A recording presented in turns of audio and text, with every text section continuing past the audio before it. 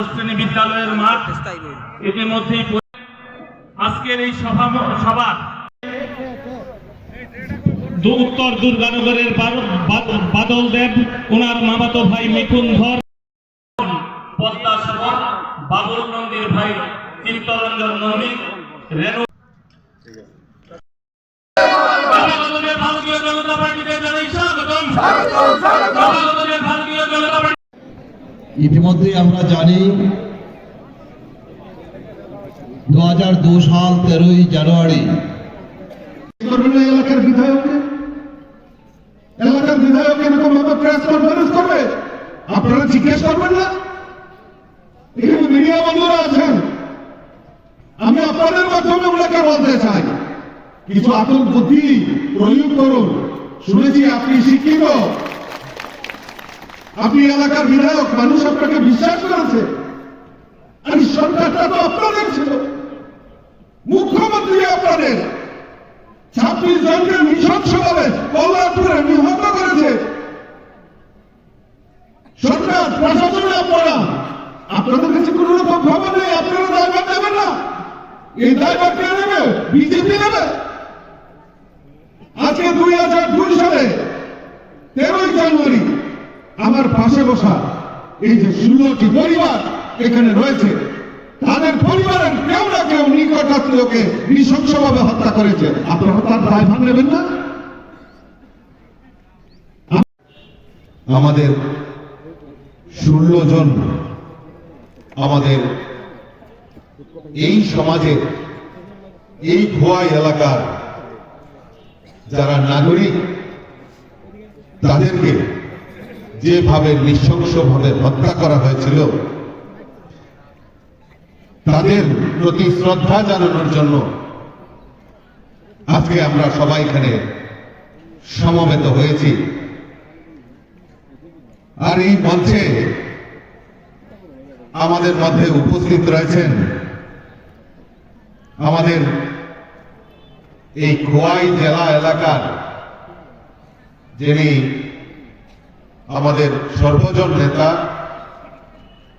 কল্যাণপুর। খুব ভালো কথা। এখন আমি বুঝি না এই কমিউনিস্টরা মানুষকে আর কত বোকা বানাবে, মানুষকে আর কত বোকা বানাবেন আমি বুঝতে পারি না। আপনাদের সরকার, আপনাদের নেতৃত্ব, আপনাদের সময়ে এরকম 16 জন তরতাজা মায়ের কোল খালি করে দিয়েছেন, তাদের প্রতি আমরা শ্রদ্ধা জানাবো। সেটাও আপনাদের পার্টির জ্বালাপুরে আগুন। এই অদ্ভুত ধরনের রাজনীতি করে তারা। পিনাকি বাবু বলার চেষ্টা করেছেন যে 1996 সালে কল্যাণপুরে 26 জনকে নৃশংসভাবে হত্যা করা হয়েছিল। কল্যাণপুরের বিধায়ক এখানে রয়েছেন।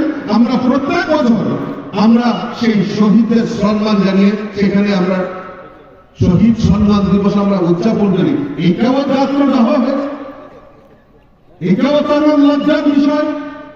গতকালকে দেখলাম যে খোয়াইয়ের বিধায়ক এখানে প্রেস কনফারেন্স করছেন, না না এখানে সিপিএম এর লোক মারা গেছে।